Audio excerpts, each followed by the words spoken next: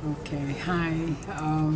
Well, basically, one of the things we're talking about here in this meeting on SE 1820 is how to address sexual and gender-based violence in situations of conflict, but from a psychosocial support mechanism.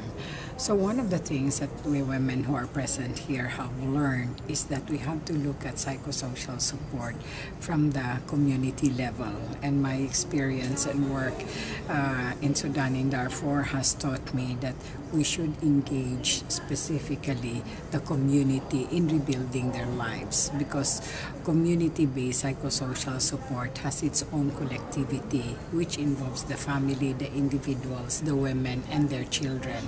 And part of this is really rebuilding their lives, rebuilding the social services, rebuilding their infrastructure from their homes to their own leadership community, where their leaders can engage again in putting their lives together.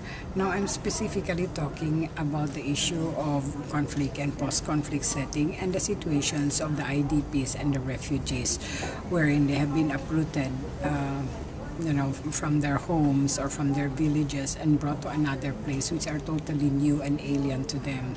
So there is a lot of trauma along this process. Their houses have been burned, members of their family have been killed, a number of their women have been sexually abused and have been raped or part of a mass rape that their warring factions has engaged in. So in this situation, you are dealing with hundreds of thousands of people who have experienced the trauma of war, uprooted from their villages, and now restarting to build their lives in IDP camps that are totally alien to them.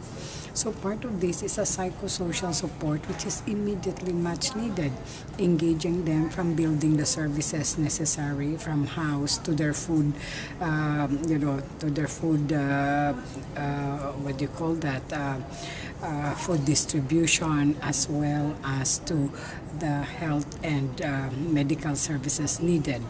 Now, psychosocial support is engaging a community and not just an individual, because of the massive situation of the IDPs and as well as with the refugees.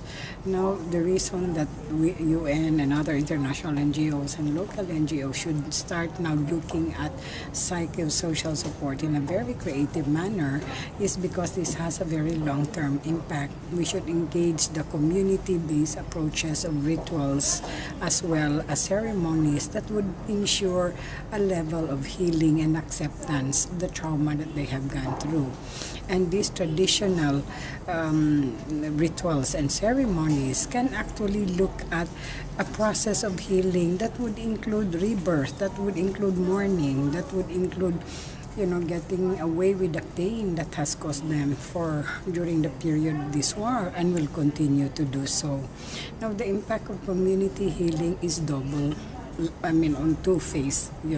One is you deal with the trauma of the immediate war itself with the older generation who saw or part of it or perpetrated it, and secondly, towards the young children who are part of the community.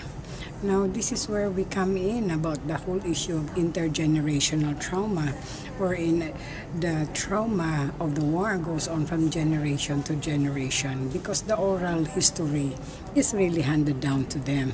So in that sense, it's very important at this point in time that we truly give attention to this to this issue. We should really give attention to the fact that healing and coping with the trauma is an important aspect of the work in addressing the whole Security Council Resolution 1820.